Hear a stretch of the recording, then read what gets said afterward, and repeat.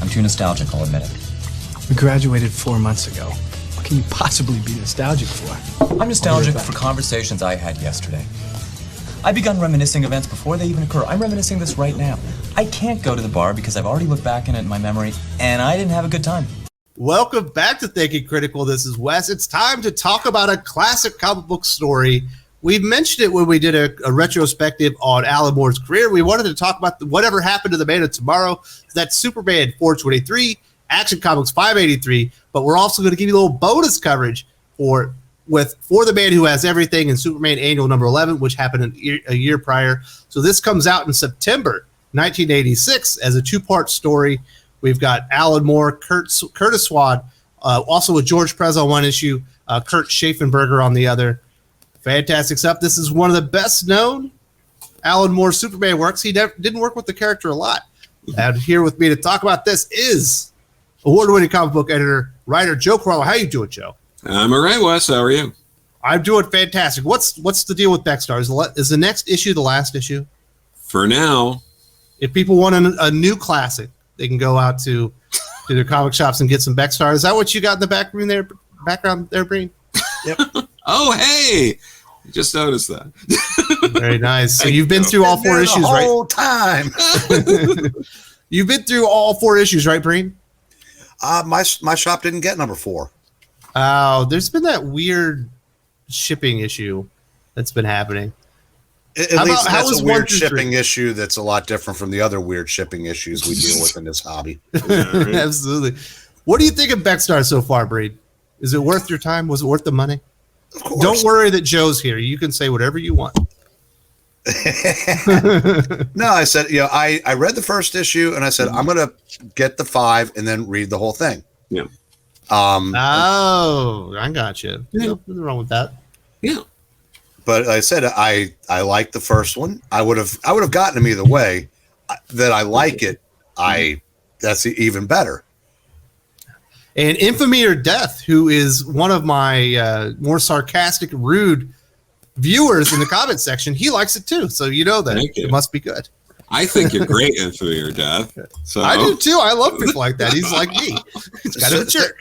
Wes, how big of a hint do I need to drop until Joe says, "Hey, I'll send you a number 4"? I can do that. I can. All right, there we go. Talk. We'll make something happen offline. Obviously, here with me also is comic book superfan, the voice of the voiceless, the man so cool they call him the brain. How you doing, Eric? I'm doing all right. We'll be doing a lot better when Bexstar 4 arrives, huh? Absolutely. So we're going back to 1986. So you would have been a seasoned reader by this time.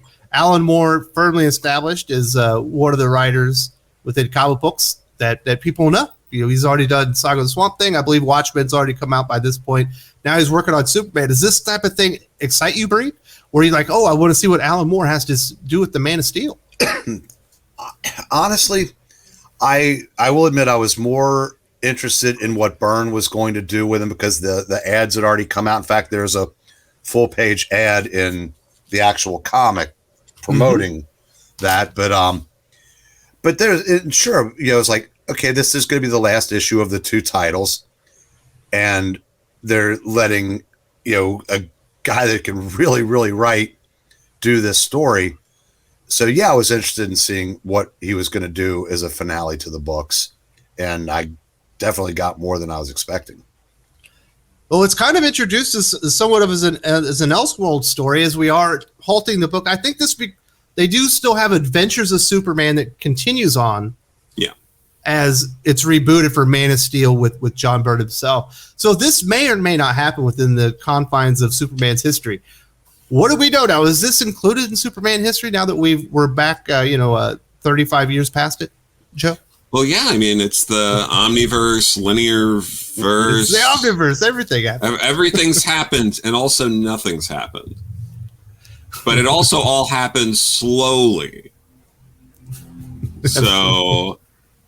So I think something like if Superman, came here in 1938, and they're all still by linear verse slow aging, Perry White's got to be about 800 years old or something at this point, because He doesn't look a day over 25. He really doesn't. But yeah, it's but this was what was it? I think Julie Schwartz was also I don't think he was around much longer after this. I think this was also him bowing out or getting ready to bow out of DC. And he originally wanted Jerry Siegel to write it, but they couldn't make it work. So after that, Julie ended up, he was at a con, and Alan Moore's there, and he ended up being like, oh, Alan, do you want to do this? And he said yes, but he wanted to do it if they could get, Curt Swann, because Curt was like the definitive Superman artist since like the Silver Age at this point. I mean, it basically goes Joe Shuster, Wayne Boring, Curt Swann for a lot of people in terms of like, and that was just Curt for decades on Superman. And a lot of ways this was his send-off. Jeanette Kahn wanted to move far away from that kind of, aesthetic. Eventually, they'd get Curt doing, I think they were like 8-page stories when they started doing action. 2-page, but it was 8, but it was weekly, so it was like 8 a month. Yeah, that's right. Okay, that's right. Okay, so he was still getting that throughout that period of time, and that's something that Mike Gold had fought for in editorial at the time, to get Curt some more on Superman, because not to get too much of a downer, I'm just a big Curt Swann fan, but he was very sad after this not getting that work, because he sort of was that kind of guy who was like, if you do good work, you get it in on time every time, that job should still be there for you, and that wasn't the case for him. They threw him a few bones after that and kept him going a little bit, but people had to fight for that. And you wish these stories were better for some of these artists, but that said, what a hell of a story to go out on. It's absolutely fantastic. We are in September '86. We are about to reboot to Man of Steel with John Byrne, so it's this farewell, kind of like saying goodbye to this chapter of Superman. What else is going on in comic books at this point, Joe Corallo? Is there anything else that's kind of around the corner, like Man of Steel, that people should know about? Oh yeah, no, we're right in the mix of it. This is the end. They're wrapping up everything from Crisis. We're moving on. This is all the setup for Byrne's Superman, George Perez's Wonder Woman, Mike Grell on Green Arrow, the very turbulent Batman years of, I forget the first writer they had, and then it was, then you had Frank Miller's Year One. A little after that, you'd get Jim Starlin's run on Batman. It took a while for, and I think Breen has brought this up before too, and we've talked about that. Like, Crisis helped so many books, but like Batman was one where it more got in the way, because they didn't really want to. They didn't want to do too much, because Batman was something that was like steady, and they really found something good with Batman after years. And then they were like, oh, well, let's update this, but not kind of, and we're going to mess around with Jason Todd, but the way they did it made him this really unlikable character. Prior to Crisis, Jason Todd was not this really like violent character in the same way. Like he wasn't Boy Scout. Yeah, he wasn't exactly like Dick Grayson, but at the same time, he was nothing. Wonder like Woman thought he was Dick Grayson when she saw him in the story. Well, yeah, we're going to find out later in this video that what Jason Todd used to be like. Absolutely, and this is, and I mean, we've gone over this before too. This is like this is it. This is all coming out around the waning years of Jim Shooter over at Marvel. This was sort of his time was just about out here, and I think part of that, has to be attributed to losing certain talent, including John Byrne to DC. John Byrne, George Perez, which we just talked about earlier last week. Yeah, but I mean, John Byrne and Jim Shooter's dislike of each other is well known. Legendary. So you had that sort of stuff going on. We're just about, we're really close to Kraven's Last Hunt. It's still months away, but maybe not too many months. But yeah, we're still not quite there. We're still, I think, in the Tom DeFalco run Friends Spider-Man. You've got, you got Grunwald on Cap, and that's been doing steady. But like we talk about all these times, it's like, oh, there's some really solid books at Marvel, and then there's X-Men, and it just crushes everything else, and everyone forgets everything else. So despite everything that's going on at DC, and they're making all of these moves, X-Men is still dominating everything. And this, like, Silvestri, Mark Silvestri would be the artist on the book at this point. And the X-Men at this point have really perfected that, like, event cycle. So I think they're on. This might have been Fall of Mutants around now, because I think the next event would be Inferno, and that's around when Jim Shooter's out. So, Breen, a lot of people, when they think of Alan Moore and his work, they think of comic book deconstruction, changing what superheroes have always been. When you read a story like this, you could see that he was certainly shaped by classic superhero stories, and he had a great respect for him. Even if that wasn't always his calling card as a writer, it almost feels like whatever happened to the Man of Tomorrow is almost like a love letter to Superman, because he knows he's about to change it. And also, perhaps even in essence, a love letter to the DC universe, which he knows is about to change.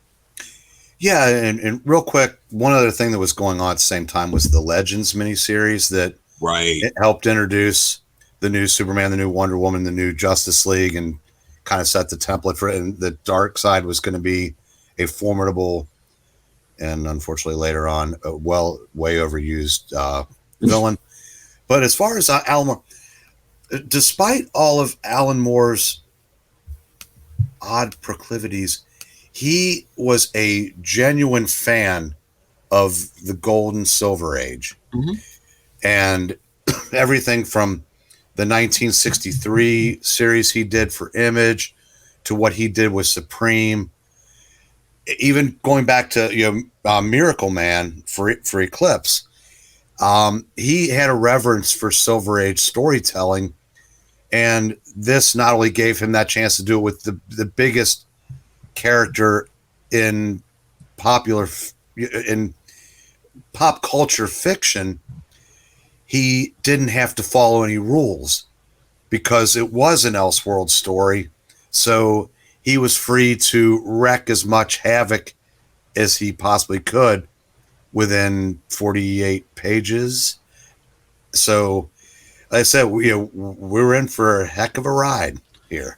Absolutely. He does create a lot of havoc. some crazy stuff happening here. This is absolutely a fantastic comic. We're going to start out with Superman 423, Whatever Happened to the Man of Tomorrow, obviously written by Alan Moore, Curt Swann, George Perez. It basically opens up Joe Corallo. We've got a man from the Daily Planet named Tim Crane. He's there to interview Lois Elliott. He accidentally calls her Lois Lane. You can see we're in a different world now, and they want to talk about the last days of Superman because it's known that her and Superman had a relationship, and obviously she has remarried. She has a kid, and her last name is Elliott. So right there, it's kind of jarring right off the bat. Something bad has happened. Oh, yeah, no, for sure. And also, if this came out today, this would be a 12-issue maxi series. Oh, absolutely. Like, no question. And, oh, God, it's painful to think about. But yeah, no, they sit down. It's very nice. But, yeah, this is going to be a tragic story coming in. And it all unravels really pretty quickly. We really get it's basically vignettes of a few pages each on what's happening, and the first one we sort of get is this like genocidal bizarro which it's fantastic. He's just annihilating everything, and it's, you know, Alan Moore playing with that idea of bizarre. Well, how if you took it to its logical conclusion, if he's going to be the opposite of Superman who saves everyone, obviously Bizarro has to murder everybody. So like it was a really interesting way to play all that up, and then to have him kill himself, because again, it's just like, oh well, you're alive and you want to be alive, so I have to kill myself. It's a great sort of way and to it shakes Superman himself. He's like, what is going on here? I've never seen anything like this. Yeah, it really lets you know that they're gonna do something that you haven't seen before. Yeah, and they set it up to make sure you know as the reader that this is all happening after a relatively long stretch of calm. Mm-hmm. And so that gets us to our next big reveal, as all these weird things are happening. This might be my favorite part of this story because it's so outlandishly hilarious. Mm-hmm. It belongs in the Silver Age. We get these, I don't know, a couple of parcels show up at the Daily Planet for Clark Kent. He opens one up and it's got all these miniature Superman figurines, Breed, and they start like shooting off with their heat ray vision. They shoot off his clothes and everyone realizes he's been unmasked, that Clark Kent is in fact Superman, but they don't stop. They're hurt people. He figures out where the waves that are controlling these little Superman that are talking to him, it turns out it's Prankster, it's Toyman, and he shows up and they know something's wrong with him. They don't know why they're doing it. It's really strange, Bree, but it's hilarious when all the little Superman are trying to kill everybody. Well, yeah, it's hilarious until they open the Jack in the Box in Pete Ross's body. Now, Pete Ross was Clark Kent's best friend in Smallville, so if you're going to pick something, because like I said, we find out that the idea is to strike at him to his friends, what better opening salvo than to kill his best friend from childhood? Yeah. And I said when he goes and confronts Prankster and Toyman, yeah, they're not even sure why they're doing it. No. Yeah. So that's when we're getting a little deeper into this. You now know that somebody is manipulating things, and I love that part where they're all shooting him and they're behind thing like there's nothing we can do for him. Yeah, basically he's done, and then he walks then the smoke out. clears, and that's. Because even then, even though everybody in the room had suspected him in any number of not a hoax or a hoax, not an imaginary story, but they're still like genuinely surprised that, even if they might have always kind of thought so, it's like, oh. And Lana feels especially like betrayed. Oh yeah, by not being told. Yeah, and that's going to be a theme through this story. But woman troubles. Yeah. So we got all these weird things, and they do specifically mention that Brainiac's dead. And when we say Brainiac, we're talking the new Brainiac that we talked about. I believe is at this issue. Is it 450? It was the 40th anniversary of Superman. 554. Yeah. Which was Marv Wolfman, correct? That was Marv Wolfman and Gil Kane. Yeah, where that version of Brainiac was introduced. That character is dead, but they never found his head. We see Lex Luthor. He's traversing a virtual a tundra. He's going through the snow. He finds Brainiac's head, and this weird stuff happens. It turns out Brainiac kind of merges with Luthor and takes him over. And kind of at the same time here, Breed, we have a horde of Metalos storm the Daily Planet to take it down. Yeah, because the next phase in that to take out everybody Clark cares about is another villain from his past in the form of, instead of just one Metallo, there's, dozens, like hundreds. I think they say they harpoon themselves up and start storming the building. They storm the building and they said they want to kill the, alien lover first. So they knock Lois out the window and Superman catches her. And then he realizes that, it's about to go down. So it's, he takes care of them, but then he realizes he's got to get the people he cares about to safety. So he starts moving them over to the Fortress of Solitude, Jewel. And this would be a lot of times the first time a lot of these characters even knew it existed. Yeah. No, it's especially, Perry White's wife, who's having wife troubles of his own with his wife. Yeah, imagine, like, here's part of what makes Alan Moore great in this story. He's interweaving so many things here, so many characters, and he still makes time for this, like, Perry White and his wife, like, their marriage falling apart subplot. Mm-hmm. Which, you know, I feel like most other writers at this point would be like, I'm putting all this in here, like that can go on the back burner, like that doesn't need to be in here, but he does it and he makes it work, and it doesn't slow the pace of the story. It's not to the story's detriment. No, in fact, later on in the story, it's used to add some more motivation and understanding to Clark Kent, what he's going through. Yeah. And so by the time this issue is finished, because this is all the setup to where we get the big payoffs in Action Comics 583, we have Lex Luthor with the new Brainiac on his head, basically controlling him, telling him to take steps. He's kind of trying to fight it, but he can't. And Kryptonite Man shows up, and Luthor, controlled by Brainiac, takes Kryptonite Man as we see the Legion of Superheroes arrive at the Fortress of Solitude with Kara Zor-El. And we get a kind of a weird thing here with the Legion of Superheroes, Eric Breen. Kara's not supposed to be there. She doesn't know that she's dead. Right. And when Superman confronts Brainiac about that, you know, he basically says, "Look, you know, she wanted to be here. What would you do in that situation?" And he goes, "Yeah, I'd have done the same thing." And he goes, he asks forgiveness because I'm under a lot of pressure.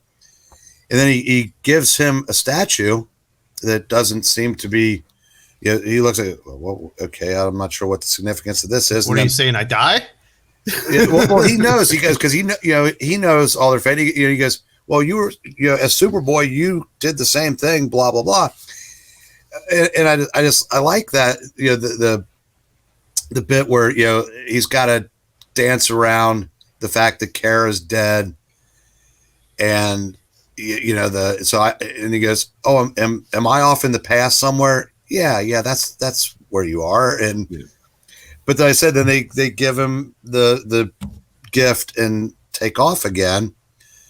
Not sure why they didn't stick around to help him fight, but yeah, that's would have been helpful. Yeah, that's the one thing in the story that I go, okay, at this point, they probably could have done that, but again, this was they didn't want to interfere. Story.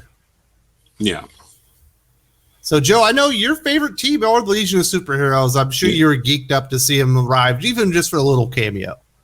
Oh yeah, no, and I read this very early on in my, going back and reading comics, so I wasn't as familiar, with the Legion of Superheroes when I read this like the first time. But every time I've read this story, I've read more and more back issues of Superman, and you just appreciate this more and more as you're more and more familiar with all of these characters. At the time I didn't really know, like, oh, the Galaxy Building, you think it's like the Daily Planets. You're like, oh, why is it the Galaxy Building? But then like you read more comics from that era and you're like, oh, okay, all of this really fits and makes sense. And it's, and especially the version of, the Legion here, because we're getting a very classic Legion of Superheroes here. This is like a Silver Age Legion down to the costumes and everything. That's like Lightning Lads. It's all their old costumes. It's the original. And Saturn Girl's kind of crying there at the end. Give you a little hint. She knows what's happening.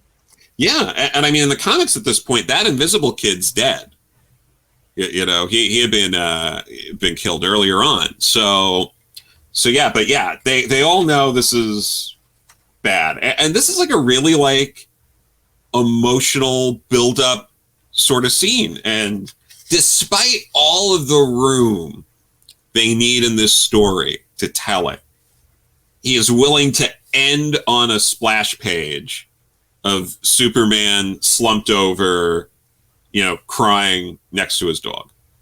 Yeah, because Crypto has arrived. Apparently, Crypto has said that something's happened. So he has joined Superman in the Fortress of Solitude to protect his friends and family as the Legion of Superheroes go back. That gets us into Action Comics 583. This is Alan Moore, Curt Swann with Kurt Schaffenberger on art.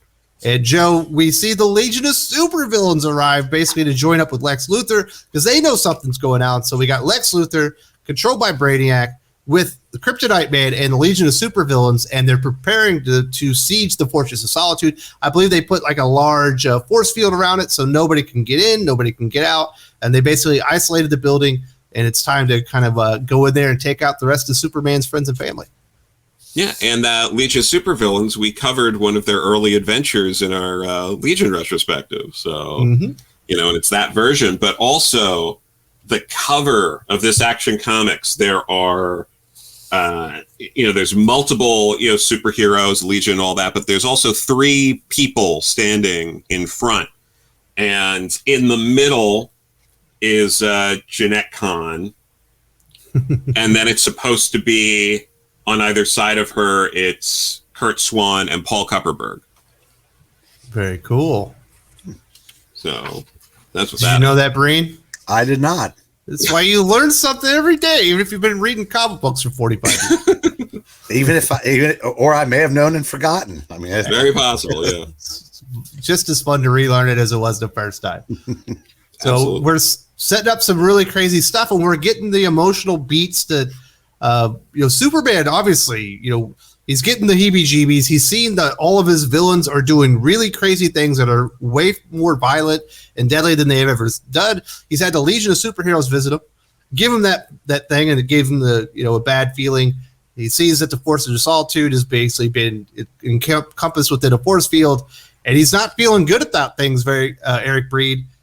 He kind of thinks like he's going to die, and he's filled with regret, specifically about his relationship with Lois and Lana. Lana representing his time in Smallville, before he came to Metropolis, really became Superman, and Lois kind of representing the love of his life, and he never quite established that with the 2 women. Yeah, and you can tell how good this story is because when he goes to talk to Perry, and he lays it out for him, he said, but since I got to Metropolis, it's been Lois, always Lois. I love her so much. And while that's going on, Lana and Jimmy have found the room where it has the ways for them to get their temporary superpowers back, which Lana has already done and has just enough time to acquire the super hearing so she hears the conversation Superman and Perry are having. So, though she doesn't appear to let it affect her when they suit up to go out and fight. The last thing she says is, we're going to show that nobody loved him better than us. Nobody. Mm-hmm. So that's her jealousy talking, and that's in her, her feelings. And it's just, like I said, this book is just, at this point, it's just like, God, I can't wait to get to the next page. Oh yeah. Even though, in terms of Lana as a superhero, I'm a little more of an Insect Queen fan, but I am too. I'm more familiar with her as the Insect Queen than this version. But no, it works. I get it. You need her to have the super hearing to make that bit work. So I get it. It's cool. She's certainly very heroic. Her and Jimmy, apparently, perhaps fueled by jealousy, go out there to meet Kryptonite Man and this Brainiac Luthor merged character with the Legion of Supervillains that are essentially bombarding the fortress at this point with some artillery. They go out there, they fight the Kryptonite Man, and she's going to take him down because she's not Kryptonian. And essentially, Lana eats it right there. Jimmy sees what's happened. He's going to do something, and he eats it right there. And it turns out, I believe it's Lex Luthor Brainiac that kills both of them. But in between that, though, Lex gets control of his mind just long enough to beg Lana to kill him. Yes, which she does. Yeah, but his body, I guess, can still be animated because he hasn't fully died. Brainiac has still got control of his body, but so she kills Lex, but doesn't finish the job, and that. Yeah, not much to Jimmy's regret. In 2 pages of a Superman comic, they kill Lana, Jimmy, and Lex. Yeah.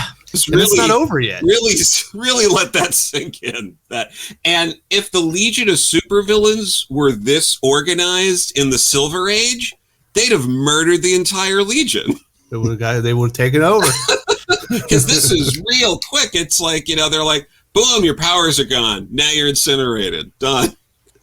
Yeah, they recognized immediately what was going on. Like, okay, I'm gonna change your radiation into bath salts, or I'm sorry, not bath salts, but just body salts, and then you're powerless, and we could kill you. Absolutely. And we get the fortress is breached. There's a big hole in the fortress. Basically, you have Kryptonite Man is entering the fortress. Krypton, the dog, is between him and the rest of the people in there, and they find it out. And Krypton, he dies too, Joe. That's crazy. They're killing dogs now.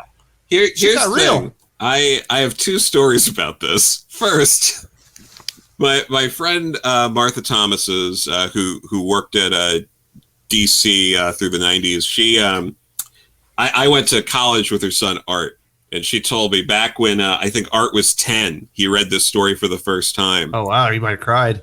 She heard from his room him shout, "Not crypto!" So I've got that. And then the other one, this is more sad. I apologize to everybody, but I was rereading this yesterday, and my parents had to put one of their old dogs down yesterday. And so I get that news, and then I'm like, oh, I got to read this, and I know what happens. That's rough. So it was a little extra rough, but that's fine. Life happens. Well, certainly at this point, Eric Breen, he's taken out Lana. He's taken out Jimmy, so love interest, his best friend, and now he's taken out Man's best friend, Crypto, in this story, Alan Moore. And Superman's ready to kill. This is completely against his nature, Breen. That's how far he's been pushed. They've killed his best friend from childhood. They're threatening Lois Lane, the love of his life. This is a different Superman. He's been pushed to the edge. Yeah, well, after reading that passage with Crypto, I went and watched Old Yeller for some cheering up. Oh my goodness. And so yeah, okay. So Superman, he's reached his limit, and he has every intention, I'm assuming, of killing the Legion of Supervillains who managed to escape back to the 30th century. Once they realized that they pushed him too far, they're like, we're gone. Yeah. And he and Lois fly out just in time. And I'll tell you what, props to the Kurtz for the way they made Lex. I mean, he looked like an animated corpse, even after he shot Jimmy. Just the way, and then by this point, he's just like staggering around, and then he just falls over, and the little head, the little Brainiac head that's basically got no power source anymore because he's burned it out, just kind of comes towards him and just stops. Yeah. So you're thinking he's killed Lex Luthor, he's killed Brainiac, he's killed Jimmy, he's killed Lana, he's killed Crypto. Like, oh my goodness. And then I love that scene where he's holding the statue, and it finally dawns on him who hasn't been there the whole time. And longtime readers know exactly who he's going to call out next. And is it Mxyzptlk? Is that how you say it? I think it's any way you want to pronounce it. Because I've heard Mxyzptlk. I've heard it's like Duke coach Mike Krzyzewski. The actual pronunciation has nothing to do with the spelling. Mm-hmm. So it's just kind of like whatever rolls off the tongue easiest for you. Yeah. I say Mxyzptlk. There you go. Sure, multiplex. Whatever works. And so when he shows up, and just that first panel, you realize, ooh, this isn't the Mxyzptlk that I had remembered. We get a pretty interesting explanation for that, Joe. I guess he has seasons of his life. So for 2,000 years, he was motionless. And then for another 2,000 years, maybe he was contemplative. Then he decided he was going to be mischievous for 2,000 years. Yeah. And that's over. Now it's time to be evil. So he's changing into another part of his life. And that's why he's decided to go after all of Superman's friends and family. Yeah, no, it's because he's just bored. And then he even just says, like, and then maybe I'll spend 2,000 years feeling guilty about it. Like, and he kind of changes his physical form. He becomes much bigger, much more, demonic kind of looking. And that's when Superman realizes why they gave him the statue. It's essentially the key to living or surviving this encounter with Mxyzptlk, who is apparently much more powerful now that he wants to be villainous rather than mischievous. Yeah, and we get the nice little cameo of the the Phantom Zone prisoners there. Can't do all of these little Easter eggs without showing the Phantom Zone prisoners. All right, Breen. So what happens here? He's got this mirror that's going to send him into the Phantom Zone. Mxyzptlk realizes what is going to happen, so he decides he's going to go back to where he was, but it happens almost simultaneously, so he kind of goes... Yeah, it's... Okay, for people that aren't familiar with the character, the way that he was able to send himself to get sent back to the fifth dimension was they had to trick him to saying his name backwards. Mm-hmm. And so when he realizes what Superman is trying to do, he decides to go back himself, but he does that at the same time that he's activated the mirror that causes the projection into the Phantom Zone at the same time he's reciting his name. So it's kind of like that episode of Star Trek where the transporter malfunctions halfway through. Can't be in two places at once. It basically cuts him in half, which was Superman's design. But he realizes that a Superman does not kill. He's killed somebody. Yes, he has. No one has the right to kill. Not you, not me, certainly not me. So in what Mxyzptlk would refer to as a bit of Silver Age silliness, there just happens to be a gold kryptonite room. Like a vault. Yeah. In his Fortress of Solitude, just in case the urge to permanently rob yourself of your powers ever comes up. Yeah. Which this is where it gets a little bit foggy here, Joe. He goes into the room, and it's insinuated, certainly from Lois Elliott, that he removed his powers. He walked out into the frozen tundra and froze to death. Yeah. But we get a little wink, wink, nod, nod, and we see the baby grab a piece of coal and turn it into a dynamite, like a diamond, as if he's got super strength. And maybe Mr. Elliott is actually Clark Kent, who's no longer Superman because he's killed and cannot continue his mission. Yeah, and so really that kid Jonathan should be Jonathan Kent, but he's Jonathan Elliott. but yeah, no, I like the end. It's a little wink to the reader. Have a little fun with it. No, absolutely. I really like it too, because as far as he's concerned, Superman is dead. Mm-hmm. And he is now just a mortal man. He was dead as soon as he killed somebody. Yeah. He could no longer be Superman anymore. Yeah. And I think if I think it's left open to your interpretation that when he walked into the gold kryptonite room, it's possible that by that time it no longer had the permanent effect on him, because I'm assuming that he had the child after this, and the child has his power. So kind of get the feeling that he's still there, but he's just retired. And I think it was a ruse for all the other superheroes to know. Yeah. So they wouldn't look for him anymore. Well, there's a real gold kryptonite in there. Well, again, though, they did a story back in the 70s, Kryptonite No More, where that no longer had an effect on him. So, I mean, that was one of the things they did. It said that over time, he developed immunity to certain forms of kryptonite. Some would still harm, some unexpected effects. But I think that's one of the neat things about this story is you can kind of interpret it a number of ways. I always looked at it as, no, he still has his powers. But in this little pocket story, once all of his villains were taken care of, there was no need for him anymore. Because you try not to think about all the other characters and all the other villains like Justice League and stuff, things like that, to give this story the ending that he wanted. Yeah. And there's a lot you can read into this story too that I think it really makes it poignant. Like, in a way, this is also Alan Moore telling a story about how maybe even the readers or the industry itself has moved past Superman. Because the way it's set up is, it was a great time, then there was a lull, and that could potentially be commentary on the book wasn't really, rocking the boat or popular at the time. And then it took this to make people interested. There's a lot of things you can read into it. One thing I read into it for sure is all the characters are more deadly, insidious, and Superman's the same. And we're seeing Superman. This is almost a commentary on Superman reacting to sort of how gritty comics were starting to get in the 80s. It's really interesting.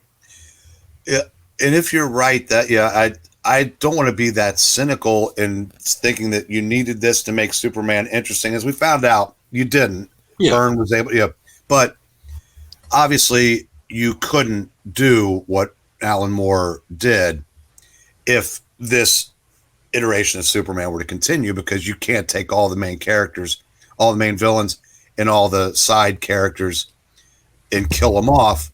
Yeah. So I agree with what you say.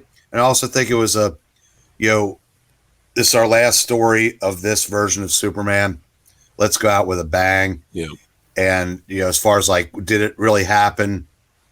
Like I said, until the Omniverse of last year, no, maybe it did now, but either way, it was great entertainment and a fitting send off for a character that, unfortunately, and you had a great point, that it's kind of like time had passed this version by. Yeah. It was time for a new chapter, because the only person that was the same in this story was Superman until the end. He was forced to do the one thing that he'd never done, that he did end up doing in Byrne's version, with the three Phantom Zone criminals. Yeah. So it's a heck of a story. Yeah. Absolutely, but that is not the only time we got a heck of an Alan Moore Superman story. We've got Superman Annual number 11 for The Man Who Has Everything with Dave Gibbons. Obviously, those two are well-known collaborators. They did a little story called The Watchmen together. This is a one-shot. I would definitely suggest this to a lot of people if you haven't read it yet. This is one of the wilder tales that you're going to see with Superman. I don't know that I always agree with this weird idea that Superman is obsessed. Maybe it's because mostly of what I've read of Superman is post-crisis, that he's completely obsessed with Krypton, and in his ideal state would actually be on Krypton. I always think of himself as accepting that he's essentially a human at this point, and he's a kind of a accepted Earth as his home. But that is not the way that Alan Moore portrays it, and we get essentially a birthday party gone bad, Breen. We've got we got Wonder Woman, we got Batman with Jason Todd as Robin visiting the Fortress of Solitude to celebrate Superman's birthday with him. And when they come up on him, he's kind of I don't know, he's just standing there. I thought it was a parasite. It might be a plant that stuck to his chest. And we're getting all these things, and you quickly realize that he's having dreams of a life he never lived on Krypton. Right. Now, again, this is something that you can thank John Byrne for, because up until that point, Superman was the guy that masqueraded as Clark Kent, but and that's what Byrne flipped. So it makes sense that in the Silver Age version, and now into the Bronze Age, and even in the Copper, this version of Superman, if he'd had his utopia, it would be on Krypton, having never exploded, and he'd lived his life there. Because I said he was Kal-El first, Clark a distant second. Mm-hmm. So they come with their presence and find this thing attached to him. And they realize that they better not try to take it off of him, because it might have bored its way into him. Mm. And it said, and then Batman says he's in a world of his own, and we find out exactly what's going on. And it's his life. Had he grown up on Krypton, but we start to find out pretty early in the story that the politics on Krypton aren't any more clear cut than they are here. So there's a lot crazy, of indictments on society. The Krypton has a lot of the same problems that Earth has. Yeah. And we see that Clark or Kal-El would have been married to a woman named Lila, who I believe she used to be an actress. she gave that up to be with him. They have 2 children, Van and Orta, and we see that Jor-El has gone mad, or people considered him mad, because he prophesied the destruction of Krypton, which never came to pass, and thus we're in there. He's kind of outcast. He was kicked out of like the science council, and he's kind of the leader of some type of rogue element that wants to return Krypton to its former glory, Joe. And so the event of Krypton not being destroyed has essentially just destroyed the culture of Krypton, to a degree. Yeah, no, it's really, it's an interesting take, because this is also, I think about how we have like nostalgia goggles sometimes on our own lives and our own childhoods, and like, oh, this was great and I wish I could go back then. And this story kind of pulls that apart, pulls at the thread there of like, okay, well, you were a kid, Kal-El, you didn't realize all of the, behind the scenes wheeling and dealing, and what it would mean for Krypton to still exist would mean that your father was wrong, and what that would do to him, and all of that. Like it's a really interesting take on all that, on top of dealing with, Mongol, who's one of the stronger, Superman villains. We learn that Mongol has placed a black mercy flower on his chest, and that is what's happening to him. And this black mercy flower is allowing him to see, I guess, his deepest desire is what he's dreaming about. It's really interesting stuff. There's a really sad moment, Joe, that I, as a father, like almost tore me apart. We've got all these things that are happening within the El family, the House of El, between Jor-El and his brother Zor-El, who's passed away, her widow and daughter Kara. There's a lot of strife between the family. Something's happened, and Kal-El takes, I believe it's Van, his son. Orna is still with his wife, and he's realizing what's happened because Batman's speaking to him, Eric, and he realizes Van's not real, but he still loves him.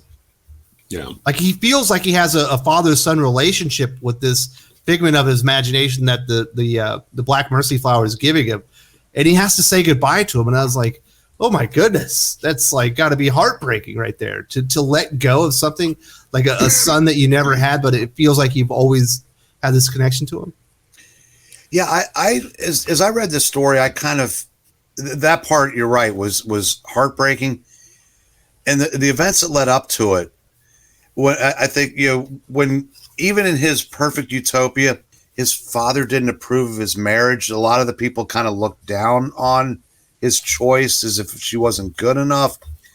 And there's, again, all the political machinations going on behind the scenes. It's like, even in this paradise that he'd imagined, the only thing that felt, he's still an outcast.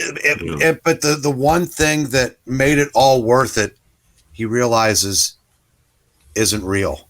Yeah. But that doesn't make it any less heartbreaking that he has to sever that connection because, like I said, he's being called back.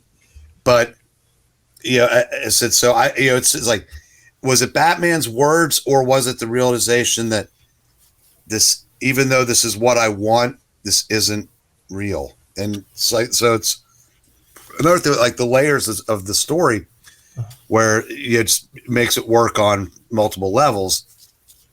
Yeah, but that Alan Moore is just mind screwing you at this point. I'm sitting there feeling bad for a relationship that never existed, Joe. You shouldn't be doing this to me as a reader. But we get this really cool moment out of this because Batman realizes that this Black Mercy flower is kind of detaching itself. He pulls it out, but he's not very careful. It accidentally attaches it to himself, and he's dreaming of a life where his parents never died. Yeah. And I was like, this is nuts. Yeah, no, it's a great character moment from him. And then just a few pages before that, you get Wonder Woman, going toe to toe with Mongol, and she's not going to win, but like it's just great. She is really taking a beating, and one of the best like little panels here is when she's holding that giant gun and just says, "Go to hell." It's a real Wonder Woman moment. I think what a lot of people miss, I think, when they try to write Wonder Woman, is that she's an Amazon warrior and she was raised to be like a ruthless warrior. And it's moments like that where I think you really get to appreciate the character.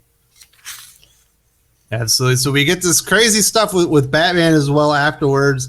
They're able to detach it from Batman. And might be my favorite part of the whole episode, Joe, is when it gets stuck on Mongol's chest.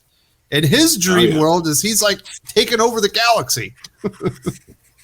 Oh, yeah, no, it's great. You get Alan Moore does a wonderful job of giving everyone something important to do in this story. Even Jason Todd, he puts on those gauntlets to, Yes, the enormous Hulk hands. Yeah. So he can handle it. Yeah, so he can handle it and kind of save the day. Yes, he does. It's really great. And then, yeah, like you were saying, you get all those bits where his dream life is to be a fascist dictator. Yeah. It's like he's pure evil. Okay. There's nothing redeeming about this character.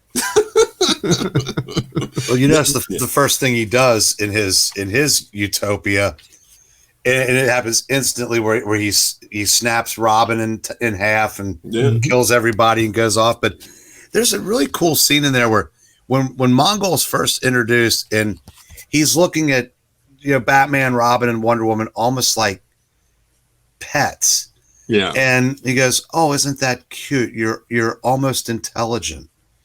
And he's just completely dismissive of him. He doesn't know the difference between, there's no difference between Batman and Wonder Woman. He goes, "Tell me, in the name of politeness, who do I kill first? Which one of you thinks you're the powerful one?" But then when Jason has the parasite and he's about to drop it on him, he goes, "I think it's yours. Almost intelligent, huh?" So I think that's a really cool moment because because Jason in effect kind of does save the day. Well, he's not paying attention to him because he looks like the least dangerous. He's like, none of them are dangerous to Mongol. Like I said, Wonder Woman, can sting a little harder, but that's about it. And that's this is just just a great part of that story. And there was a lot of things that we left out. So definitely go out and read this. Anybody that wants to get the full story on this, it's well worth it. But it's just one panel to that where Superman's yelling Mongol. Yeah, that is really awesome. That's amazing. Yeah, this one was a lot of fun. I didn't know what to expect out of this one, but just seeing the dream life of Superman, then when it gets put on Batman, you get a little snippet of that one. Then when you see what Mongol's dream life, I was like, this is great stuff. This is brilliant characterization, Joe. Where you could really get to the heart of a character when you see these moments and how they've been affected and who they want to be and how they see themselves.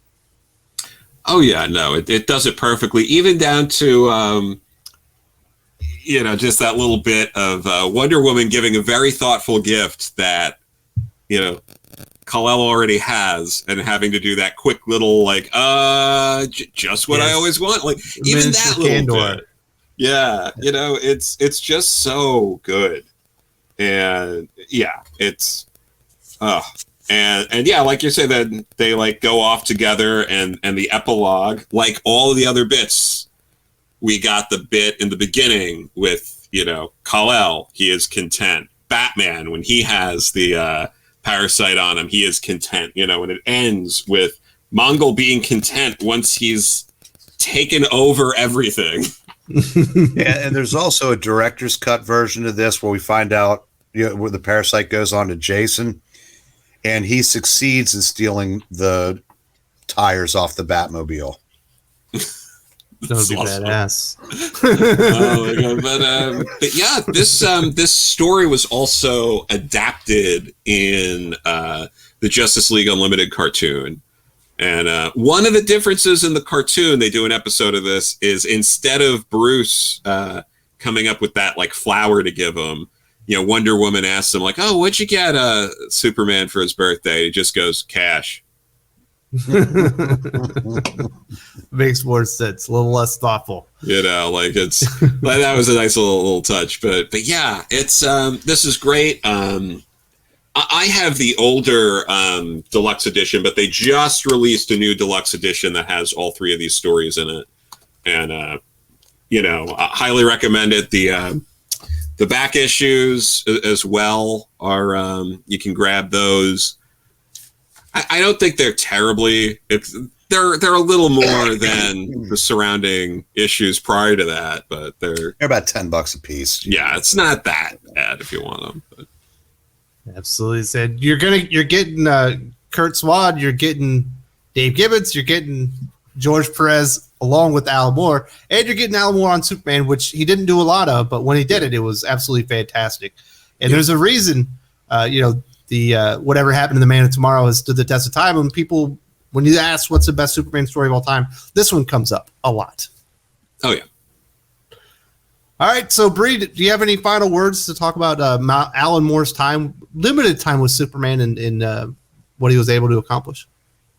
Well, yeah, I think he accomplished in a two-part, quote unquote, imaginary story what no one before him was either allowed to do or able to do, was to, because a lot of the imaginary stories over the years were really silly. Yeah. This one was really impactful.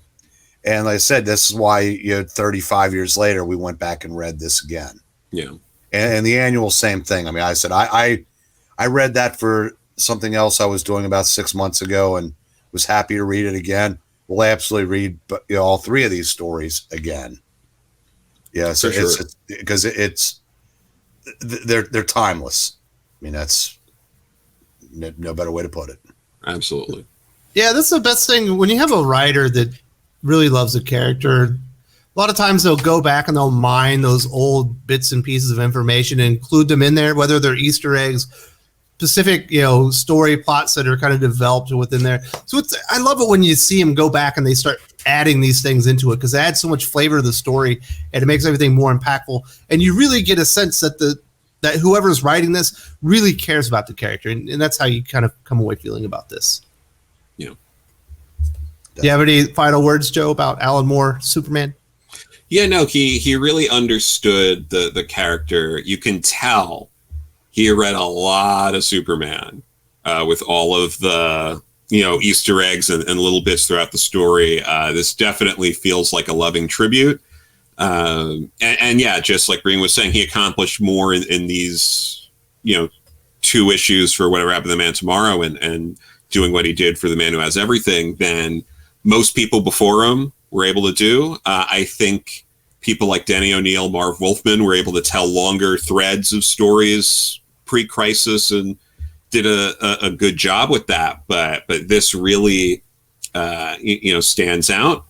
And, I think the only way you can end this is, saying it's an imaginary story. Aren't they all? Aha.